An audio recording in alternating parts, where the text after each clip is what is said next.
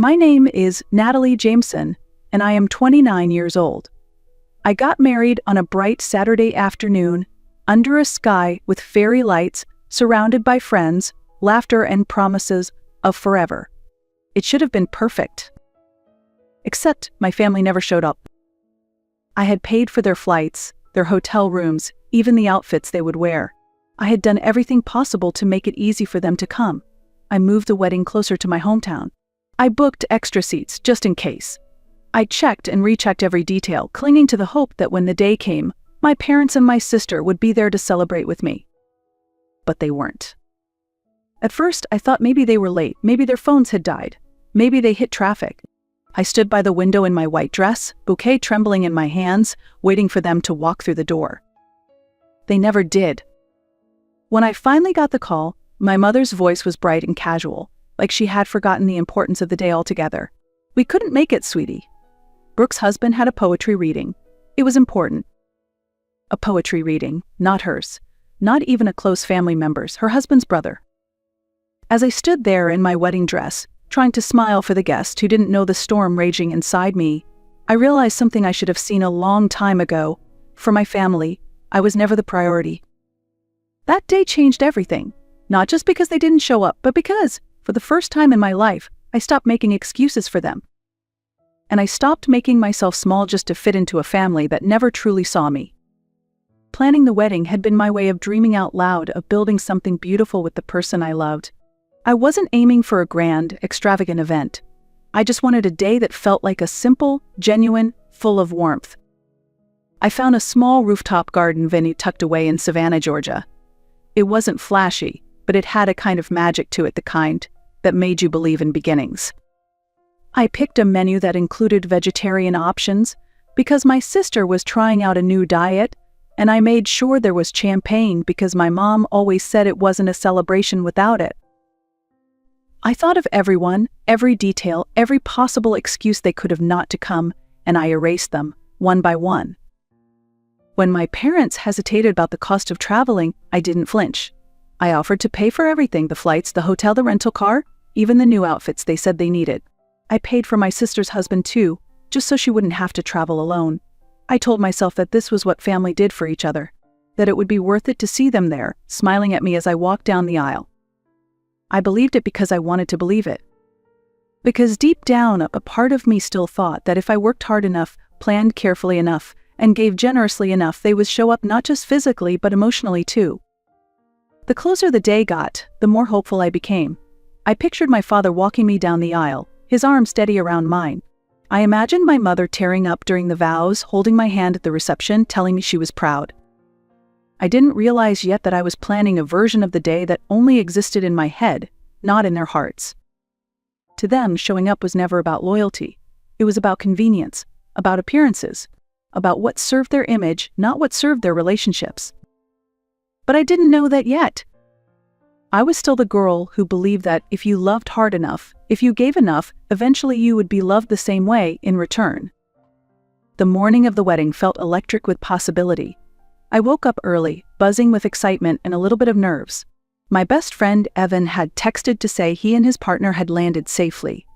They had booked their own tickets, paid for their own hotel, and arrived without a single ounce of drama, just happy to celebrate with me. And meanwhile, I kept refreshing the airline app for my parents' flight. Landed on time. Good, I thought. They're coming. Everything's going to be okay. The hours passed in a blur of makeup brushes, hairpins, and final touches. Every few minutes, I found myself peeking out the dressing room window, hoping to catch a glimpse of them pulling into the lot. Nothing! The officiant came by around 3 o'clock. She smiled kindly, asking if we were ready to begin. I forced a grin, stalling. Maybe just a few more minutes. They might be stuck in traffic. I kept checking my phone. No new messages. I called my mom straight to voicemail. I tried my dad's number, nothing. I told myself not to panic. Told myself to stay calm. Told myself they were on their way. The makeup artist finished my hair. The photographer snapped soft pictures of my bouquet, sitting lonely by the window. Evan stood nearby, pretending not to notice my shaking hands. At 3:30, Evan gently knocked on the door. "They're asking if you want to start," he said quietly. I swallowed hard. Let's just wait 5 more minutes, I whispered. My voice was too bright, too brittle. At 3:37, my phone finally rang. Mom's number. I nearly dropped the phone answering it. "Hi, sweetie," she chirped, as if she were calling from a vacation and not missing my wedding. "We couldn't make it," she said casually. "Your sister's husband had a poetry reading tonight. She didn't want to go alone. We had to support her." I stood there frozen. A poetry reading. That was the reason. In the background, I heard my dad laugh. "Maybe next time," he joked. "Maybe next time." I hung up without saying much. What was there to say? As the music started to play, Evan slipped beside me and whispered, "Would you like me to walk you down the aisle?" I nodded, my heart breaking and healing all at once.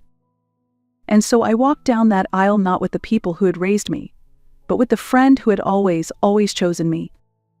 So as I stood there in my white dress, clinging to Evan's steady arm, a lifetime of memories rushed through me like a flood I couldn't hold back. This moment, the disappointment, the abandonment, it wasn't new. It was simply louder, undeniable now. Growing up, my sister Brooke had always been the star. The girl with the shiny hair, the easy laugh, the designer shoes. People gravitated toward her like moths to a flame, and my parents basked in her light as if her popularity somehow reflected their own worth. I was the opposite. Quiet, bookish, the kind of kid who built Lego castles in the living room, while Brooke hosted glittery sleepovers upstairs. I didn't fit into their image of success, so somewhere along the way they stopped noticing me at all. I still remember the night I came home in tears after being left out of a party Brooke was throwing. My mom had barely looked up from her magazine. "You can't expect Brooke to invite just anyone," she said, like it was the most reasonable thing in the world. "You need to toughen up," my dad added. And so I did. I toughened up when my academic scholarship earned nothing more than a vague smile. I toughened up when Brooke's small victories were celebrated with banners and brunches, while mine were tucked away like an afterthought. When Brooke bullied another girl so badly she switched schools, my parents brushed it off as teenage drama. When I stayed up nights tutoring classmates for free, it wasn't even mentioned at the dinner table. At some point, I stopped competing. I built a quiet little life for myself on the sidelines. I studied, I worked, I saved. I loved my oddball friends who didn't care about name brands or popularity contests. And still, a small part of me kept hoping that if I just did enough, achieved enough, became enough, my family would one day look at me the way they looked at her. But they never did. Instead, they celebrated Brooke's every misstep as if it were a triumph. When she dropped out of college, they bought her a new car to cheer her up. When she married a wealthy man, it was as if she had saved the family's reputation single-handedly. They didn't care that he was steady and kind. They cared that he had money, a good name, and that Brooke could boast about it. I saw the cracks early, the way she rolled her eyes behind his back, the way she talked about him like he was an accessory, not a partner. But when I tried to speak up once, just once, my parents shut me down. "Family is more important than your feelings," my mom had said. That sentence carved itself into my bones. Standing there at my wedding without them, I realized I had spent my whole life trying to earn a love that was never mine to begin with. And maybe it was time to stop trying. That night, after the last guests had drifted out and the rooftop lights swayed in the soft Savannah breeze, I sat by the hotel window with my laptop open. The room was quiet except for the hum of the air conditioner. My husband, God, even now it felt strange and beautiful to call him, that stood across the room, still in his suit jacket, watching me with careful eyes. "Are you sure you want to do this?" he asked gently. I nodded without looking at him, my fingers already moving across the keyboard. "Yes." He didn't say anything more, he knew. I had gathered the evidence for months without even realizing it at first. Screenshots, snippets of conversations, little things Brooke had let slip over drinks and late-night calls she thought no one would remember.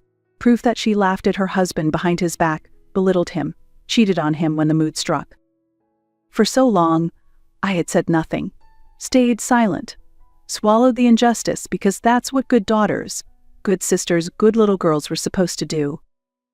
Not anymore. I attached the files to an email, addressed it carefully to Brooke's husband. No commentary, no explanations, just the truth laid bare. My husband crossed the room, sat beside me, and wrapped his arm around my shoulders.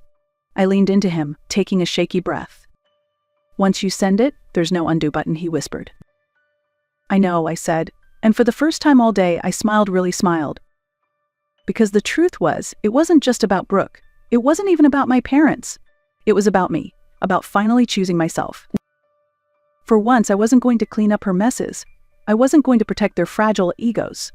I wasn't going to make myself smaller to keep their world intact. I was going to let the truth stand on its own. My finger hovered over the send button for only a moment longer. Then I clicked. The screen flashed. The email disappeared into the digital ether, impossible to take back. I closed the laptop with a soft click, feeling something deep inside me uncoil, something that had been tight and aching for years. Tomorrow, everything would change. And for once, I wasn't afraid. The next morning, my phone buzzed so hard it nearly fell off the nightstand. 6 missed calls from my mother, 3 from my father, 2 from numbers I didn't even recognize. I didn't answer any of them. Instead, I rolled over, tucked myself closer to my husband, and let the morning light soak into my skin.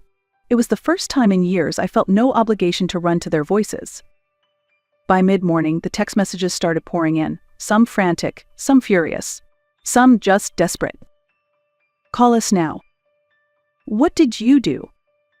Fix this. This. I didn't respond. I didn't even read them all the way through. Whatever chaos was unfolding, it wasn't my responsibility anymore. The real confirmation came a few days later. A cousin with the subtlety of a sledgehammer texted me. Yo, heard Brooke's husband dipped. Crazy. Family's freaking out. Dipped was one way to put it. Piece by piece, the story filtered back to me like rumors carried on the wind. After the poetry reading, Brooke's husband had apparently gone home, opened the email, and seen the truth laid out so plainly that even a lifetime of loyalty couldn't excuse it. There was no screaming match, no thrown glasses, no dramatic showdown, just silence, the dangerous kind. The kind where someone stops fighting because they realize there's nothing left to fight for. Within days, he had moved out, filed for divorce, quiet, surgical. And with him went the invisible safety net my parents had long depended on. He stopped covering the shortfalls on their mortgage, stopped making quiet payments on the loans they pretended didn't exist, stopped patching over the cracks they had ignored for years. The money dried up almost overnight. And I made my own quiet moves too. I canceled the automatic payments I had been making to cover their utilities, the ones they told everyone were gifts, but secretly relied on. I removed my name from the co-signed car lease. I closed the emergency savings account my parents had guilted me into helping fund just in case. No confrontations, no dramatic speeches, just a slow, deliberate retreat. The thing about collapse is, it doesn't happen all at once. It leaks first, little by little, unnoticed until it's too late. Credit card minimums got missed, invoices went unpaid, banks started sending denial letters instead of friendly reminders. And just like that, the carefully constructed facade my parents had spent decades maintaining began to crumble. Not because I wanted revenge, not because I wished them harm, but because for once I refused to hold up a house that had never been built to shelter me. In the evenings, after work and after the noise of the day had faded, the silence would creep in. At first I thought I would feel free, light as air, untethered from the constant weight of their expectations. And sometimes I did.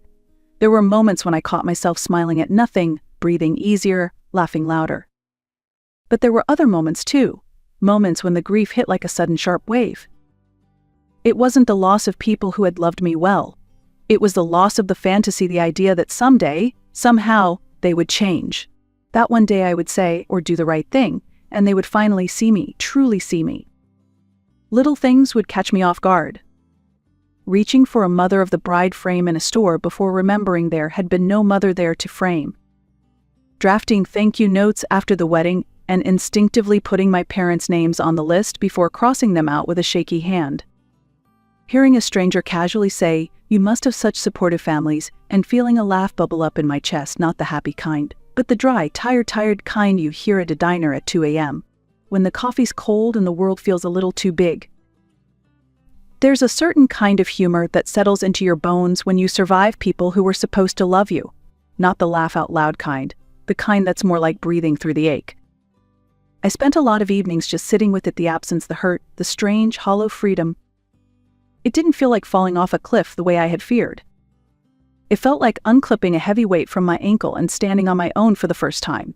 Wobbly, shaky, but standing nonetheless. I realized healing wasn't a straight line.